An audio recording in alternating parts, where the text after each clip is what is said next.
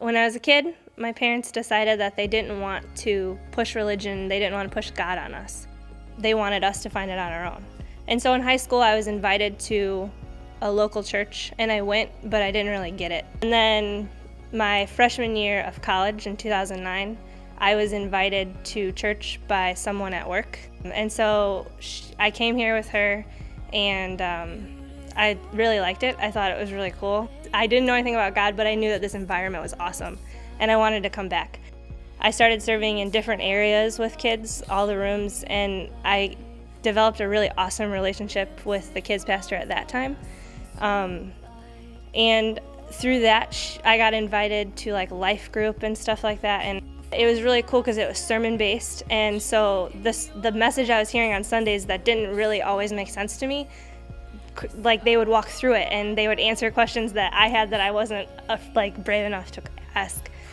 In April of 2012, I stopped coming. I lost a friend, and I started hanging out with a completely different group of friends.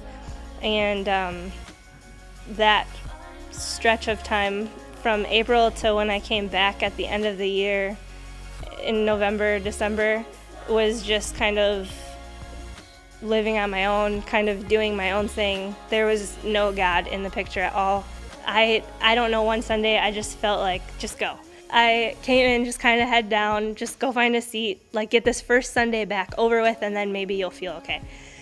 And I walked in the doors, and I rounded the corner, and I heard my name, like from this little kid that I had served with in kids' church. And I looked up, and he was bolting at me, and he just bear hugged me, and he started telling me about school and about his life and how he missed me. And it'd been 7 months since I'd been there. And after, I was like, just sneak out, just leave, nobody will see you. But they saw me, and everybody just embraced me. I didn't feel any judgment, and that's what I feared the most.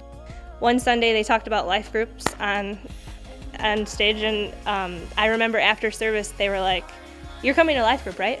It was like a given that I was gonna go, despite the fact that I hadn't seen them in 7 months. It was like going to life group for the first time all over again. I was so nervous because I knew like they had been reaching out to me and they cared about me, and I was just totally like pushing them to the side.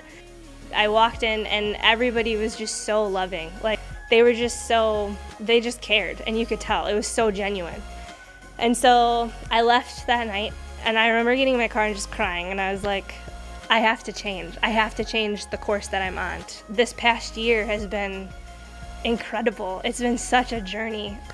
I kept going to life group every Tuesday, and through that, they asked me if I would ever think about Mosaic, if I'd ever thought about being a leader in Mosaic, and I was like, not really. Like, kids are more my thing.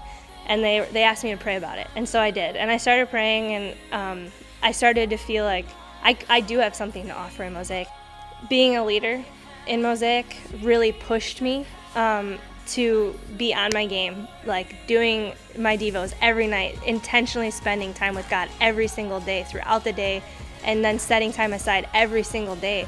Because if I'm not filling myself up, then I can't pour into these girls. And they're at such a pivotal age that I think that they need that. If they didn't need that, then we wouldn't be leaders. Then they wouldn't be here. Before I kind of fell away, before I came back, my relationship with God was very on the surface. I didn't really get it. I didn't understand. And then I saw what he could do. I saw what he brought me out of. I felt that. And now it feels very tangible. It feels very, maybe I can't answer all your questions, but let me tell you what he did for me. Like, it's just very powerful for me.